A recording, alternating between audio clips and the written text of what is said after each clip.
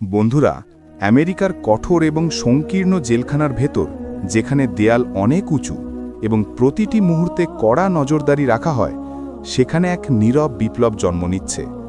এমন এক বিপ্লব যা অনেক ভেঙে পড়া মানুষকে পুনরায় উঠে দাঁড় করিয়েছে। হ্যাঁ বন্ধুরা, আমেরিকার জেলগুলোতে বর্তমানে ইসলাম সবচেয়ে দ্রুত প্রসারিত হওয়া ধর্মে পরিণত হয়েছে। যেখানে দেশটির মোট জনসংখ্যায় মুসলমান 1%-এরও কম, সেখানে জেলের ভেতর 10 থেকে 15% কয়েদি নিজেদের মুসলমান বলে পরিচয় দেয়। কিছু কিছু স্টেট প্রিজন বা রাজ্য কারাগারে এই সংখ্যা 20% পর্যন্ত পৌঁছেছে। সবচেয়ে অবাক করা বিষয় হল 80 থেকে 90% কয়েদি জেলের ভেতরে থেকেই ইসলাম ধর্ম গ্রহণ করে। আর প্রশ্ন জাগে, ইসলামের মধ্যে কি এমন আছে যা জেলের অন্ধকার কুঠুরিতেও মানুষের হৃদয়কে আলোকিত করে দেয়? অনেক কয়েদির জন্য জেলখানা শুধু শাস্তির জায়গা নয়, বরং একটি আয়না হয়ে ওঠে, যেখানে মানুষ নিজের ভুল, নিজের দুর্বলতা এবং নিজের এলোমেলো জীবনকে পরিষ্কার দেখতে পায়।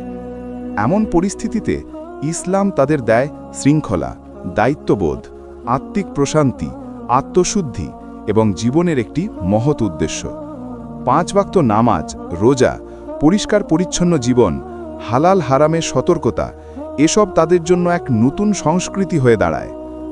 একজন কয়েদি নিজের সম্পর্কে জানান, আমি যখন জেলের ভেতর শাহাদাত পাঠ করলাম, আমাকে প্রথম যে বইটি দেওয়া হয়েছিল তা ছিল ইমাম গাজ্জালি রহমতুল্লাহ আলাইয়ের আখলাকে ইসলাম। আমাদের উপর 5 ওয়াক্ত নামাজ, জুম্মা এবং শিক্ষা সব বাধ্যতামূলক ছিল। মুসলিম ভাইয়েরা আমাকে এমন সমর্থন দিয়েছিল যে আমার পুরো চিন্তাধারাই বদলে গিয়েছিল। দ্বিতীয় একজন কয়েদি, যিনি একজন ইহুদি ছিলেন, তিনি একটি বিস্ময়কর ঘটনা শোনালেন। এক ব্যক্তি আমাকে প্রাণে মারার হুমকি দিয়েছিল। তখন 3 জন কৃষ্ণাঙ্গ মুসলিম আমার কাছে এলো এবং হুমকিদাতাকে বলল, এই ভাই তৌরাত অনুসারী, একে স্পর্শও করবে না। সেই দিনের পর থেকে কেউ আমাকে বিরক্ত করার সাহস করেনি। ইসলাম তাদের শুধু নামাজই শেখায়নি, বরং দুর্বলদের রক্ষা করা, জুলমের বিরুদ্ধে দাঁড়ানো এবং ন্যায় বিচারের পথে চলাও শিখিয়েছে।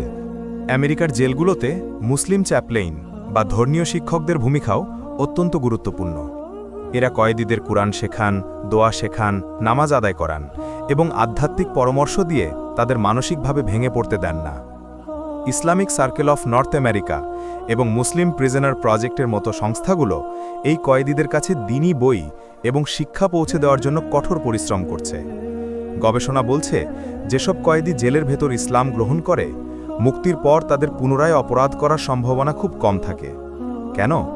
কারণ ইসলাম তাদের দেয় তওবা করার রাস্তা, পাপ ছাড়ার শক্তি এবং জীবন নতুন করে শুরু করার অনুপ্রেরণা। এরা বাইরে এসে যুবকদের পথ দেখায়, মাদ্রাসা ও মসজিদে কাজ করে এবং নিজেদের অভিজ্ঞতাকে অন্যদের হেদায়েতের মাধ্যম বানায়। মুক্তির পর এক ভাই বলেন, জেল থেকে বের হবার পর অনেক দরজা বন্ধ পেলাম, কিন্তু আল্লাহ সোশ্যাল মিডিয়ার মাধ্যমে আমার জন্য এমন সব দরজা খুলে দিলেন যা আমি আশাও করিনি। আমি চাই মানুষ আমাকে দেখে বুঝুক আল্লাহর রহমত তার আযাবের চেয়ে অনেক বিশাল। এই গল্প শুধু সংখ্যার নয়, এই গল্প তওবা, সংশোধন, বিপ্লব এবং আশার। ইসলাম জেলের অন্ধকার দেয়ালের ভেতরও এমন সব হৃদয় জাগিয়ে তুলেছে যা বছরের পর বছর ধরে মৃত পড়েছিল।